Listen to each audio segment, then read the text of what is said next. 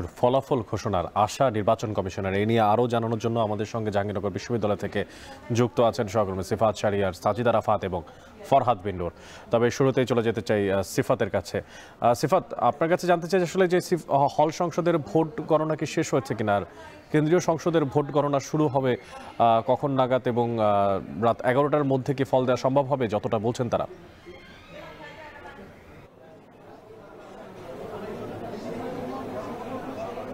এখন পর্যন্ত আমাদের, যদি আপনি আমাকে মন্তব্য করতে বলেন, সেটা আমি দেখছি না সেরকম কোনো অগ্রগতি। তবে তাদের কাজ যদি দেখায় সেটিও আসলে অগ্রগতি কোনো কিছু দেখছি না। এই যে একজন শিক্ষিকা মারা গেছেন যিনি নির্বাচনী দায়িত্বে ছিলেন, রিটার্নিং কর্মকর্তা, তারপরে কাজ যেন একেবারে খুবই ধীর গতিতেই চলছে, যেহেতু তার সহকর্মী যারা রয়েছেন তারা শোকাহত। কিছুক্ষণ আগে আমরা একজন বিক্ষুব্ধ শিক্ষিকাকে, যিনি একজন অধ্যাপিকা, তিনি একজন রিটার্নিং কর্মকর্তা নির্বাচনের দায়িত্বে আছেন, নবাব ফয়জুন্নেসা হলে তিনি রিটার্নিং কর্মকর্তা হিসেবে ছিলেন, তিনি এখানে এসে ক্ষোভ জানিয়েছেন, বিচার চেয়েছেন যে তার সহকর্মীর মৃত্যুর জন্য ব্যবস্থা দায়ী। তিনি বলছেন যে আমরা মেশিনের মাধ্যমে বাকি যে ভোট গণনা সেটি তিনি দাবি জানিয়েছেন সেটি তারা করতে চান। এবং সামনে দেখতে পাবেন যে কর্মকর্তারা কিন্তু এখন সে অর্থে কোনো গণনাই করছেন না, অনেকটা বসে থাকার মতো অবস্থা, অর্থাৎ তারা সিদ্ধান্তহীনতায় ভুগছেন। এবং এর মধ্যে আমরা যেটি জানতে পেরেছি, বিশ্ববিদ্যালয়ের উপাচার্য তিনি একটি জরুরি সভা ডেকেছেন। নিশ্চয়ই সেখানে হয়তো সিদ্ধান্ত আসতে পারে যে মেশিনের মাধ্যমে বাকি যে ভোটগুলো সেগুলো গণনা করার একটি সিদ্ধান্ত আসতেও পারে, সেটি এখনও আমরা নিশ্চিত নয়। তবে যেহেতু সভা ডেকেছেন নিশ্চয়ই সেখানে একটা সিদ্ধান্ত আসবে। এবং ডক্টর সুলতানা, অধ্যাপিকা যিনি রিটার্নিং কর্মকর্তা হিসাবে ডাকসু নির্বাচনে একটি হলের রিটার্নিং কর্মকর্তা ছিলেন, তিনি বেশ বিক্ষুব্ধ হয়ে এখানে খুব যে তার দাবিগুলো সেটি তিনি কিন্তু জানিয়ে গেলেন কিছুক্ষণ আগে। তিনি যেটি বলছেন যে এই যে প্রার্থীদের আবেদনের প্রেক্ষিতে যে মেশিনে ভোট গণনার যে বিষয়টি, সেটি শুরুর দিকে তাদের হাতে গণনার কোনো প্রস্তুতিই ছিল না, তারা মেশিনে গণনা করবেন সেরকম প্রস্তুতি ছিল। এবং তারা মনে করছে যে যদি মেশিনে গণনা করা হতো কালকে রাতের মধ্যে এখানে যে ডাকসুর হল এবং কেন্দ্রীয় সংসদের তারা ফলাফল ঘোষণা করতে পারতেন। কিন্তু এই শুধুমাত্র হাতে হাতে গণনার কারণে এবং তাদের জনবল সংকট এর কারণে তাদের একজন সহকর্মী তিনিও আসলে অসুস্থ হয়ে গেছেন এবং পরবর্তীতে তার মৃত্যুর সংবাদও আমরা জানতে পেরেছি এবং তার জানাজা হয়েছে জানেন। এবং এছাড়া আরও কয়েকজন, তিনি মাত্রই বললেন যে আরও কয়েকজন অসুস্থ হয়ে আছেন। তো এই যে অবস্থা তখন সেটি হচ্ছে, এবং আমরা গণমাধ্যম কর্মী হিসাবে লাগাতার সংবাদ সংগ্রহ করার জন্য আমরা কিন্তু নির্ঘুম রাত কাটাচ্ছি, রাত শেষে সকাল থেকে কিন্তু নির্ঘুম কাটাচ্ছে আমাদের অনেক সহকর্মীরা। তো এখানে এই নির্বাচনী ফলাফল ঘোষণা কিংবা নির্বাচনী গণনার সাথে যারাই যুক্ত রয়েছে তাদের সকলেই আসলে বেগ পেতে হচ্ছে তাদের যে পেশাগত দায়িত্ব পালন করতে গিয়েও। তো সেক্ষেত্রে আমরা যেটি দেখছি, যদি সেটি ভোট গণনা রাত 10টার মধ্যে কিংবা কিছুক্ষণ আগে প্রভোস্ট এবং যিনি নির্বাচন কমিশন সদস্য সচিব রাশিদুল, তিনি কথা বলেছিলেন গণমাধ্যমের উত্তরে, তিনি যেটি বলেছিলেন যে 10টার আগে সম্ভব নয়।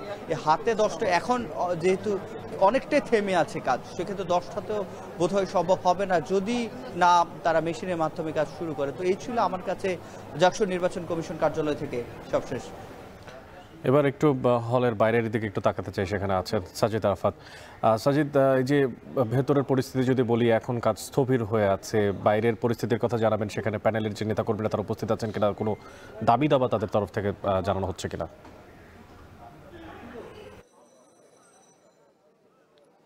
অনেক ডাকসু নির্বাচন ঘিরে যে আমরা দেখছি যে পরবর্তীতে যে ফলাফল ঘোষণার সময়টুকু সেটি যেন শেষই হতে চাইছে না, কেননা অপেক্ষার পালা কিন্তু এখনও শেষ হয়নি। আমরা জানি যে গতকাল বিকেল 5টা পর্যন্ত ভোট গ্রহণের সময়সীমা শেষ হলেও আজকে এখন বিকেল 4টা বাজে, অর্থাৎ প্রায় 24 ঘন্টা হয়ে গেলেও কিন্তু এখনও ভোটের সেই যে কাঙ্ক্ষিত ফলাফল সেটি কিন্তু নির্ধারণ করা যায়নি।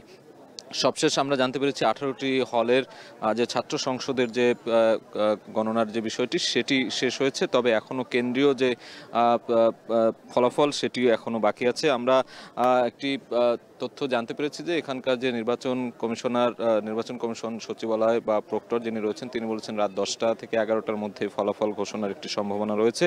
সেই জায়গা থেকে এখনও কিন্তু বেশ কয়েক ঘন্টা অপেক্ষা করতে হবে এবং এই অপেক্ষারত অবস্থায় কিন্তু এখানে অনেকেই আছে। আমরা দেখছি নির্বাচন কমিশন যে কার্যালয়, সেই কার্যালয়ের সামনে বিভিন্ন প্রার্থীদের আমরা দেখেছি, সাধারণ শিক্ষার্থীরা অনেকে আসছেন, তাদের মধ্যে একটা কৌতূহল রয়েছে।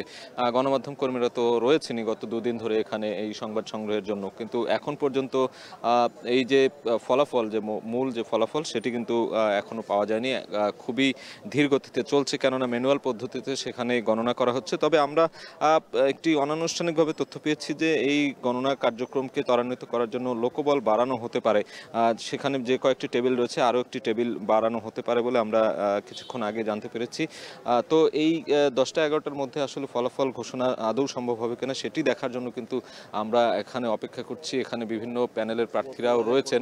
আমরা দেখছি জাকসু নির্বাচন কমিশন কার্যালয়ের সামনে অনেকেই ভিড় করছেন, আশেপাশে রয়েছেন, ঘুরছেন, আইন শৃঙ্খলা রক্ষাকারী বাহিনীরাও রয়েছেন, বিশ্ববিদ্যালয়ের অন্যান্য যে কর্মকর্তা কর্মচারী রয়েছেন তারাও কিন্তু এখানে রয়েছেন। অপেক্ষার এই যে পালা সেটি যেন শেষ হচ্ছে না। জাকসু নির্বাচনে জানিয়ে রাখি যে মোট 11,800-র বেশি ভোটার, 7,500-এরও বেশি ভোট কাস্ট হয়েছে। সেটি হওয়ার পর আমরা দেখেছি যে গণনা কিন্তু এখনো চলছে, এবং এই গণনা করার মাঝখানেই কিন্তু একটি অনাকাঙ্ক্ষিত দুর্ঘটনার ঘটনা ঘটেছে। একজন অসুস্থ হয়ে পড়েছিলেন এখানে শিক্ষক, যিনি এই ভোট গণনার কাজে কাজ করছিলেন গতকাল থেকে। আজ সকালে কিন্তু তিনি অসুস্থ হয়ে যান। পরবর্তীতে সাভারের যে এনাম মেডিকেল হাসপাতাল সেখানে নিয়ে যাওয়ার পথে তার মৃত্যু হয়।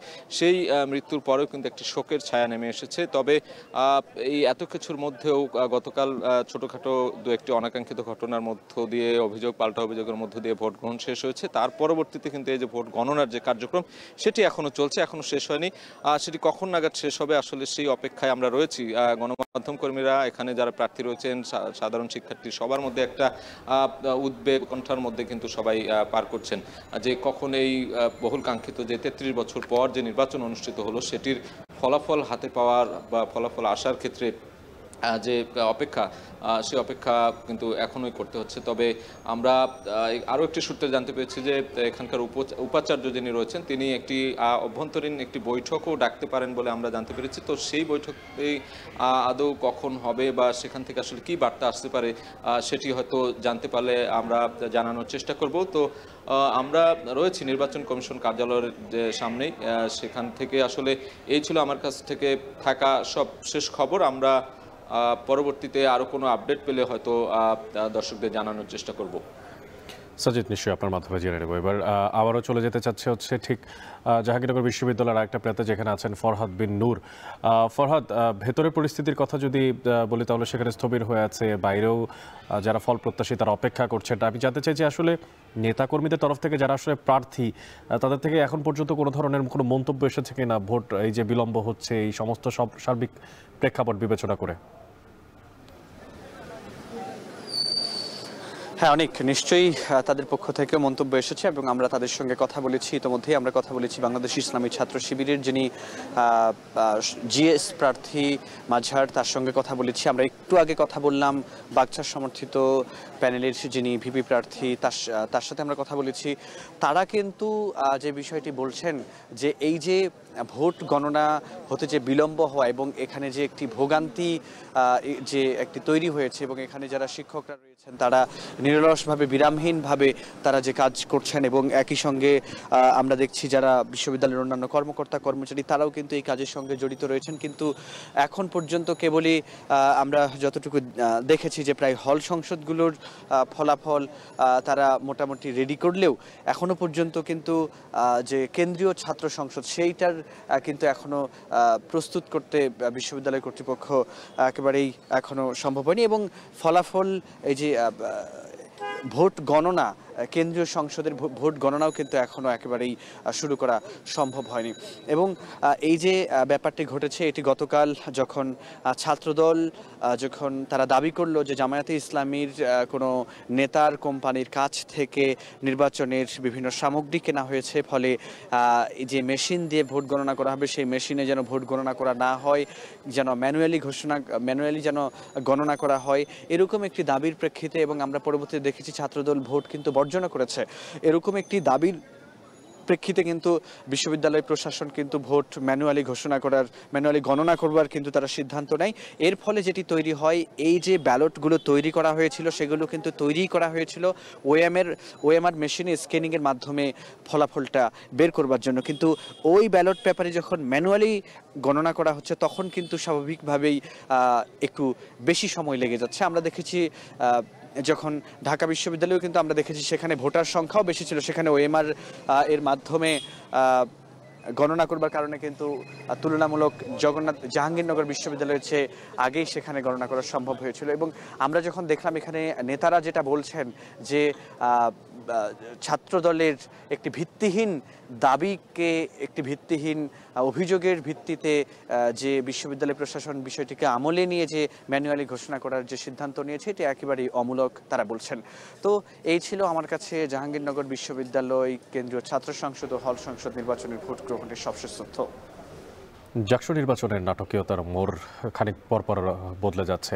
সকালবেলা জাকসু নির্বাচনের একজন প্রিজাইডিং অফিসার তিনি মৃত্যুবরণ করেন, একজন শিক্ষিকা। এর পরবর্তীতে ভোট গ্রহণ আরও ধীর গতি হয়ে যায়। সে বিষয়ে সবশেষ খোঁজ খবর কখন নাগাদ ভোট গ্রহণের গণনা শেষ হতে পারে জানাচ্ছিলেন সহকর্মীরা।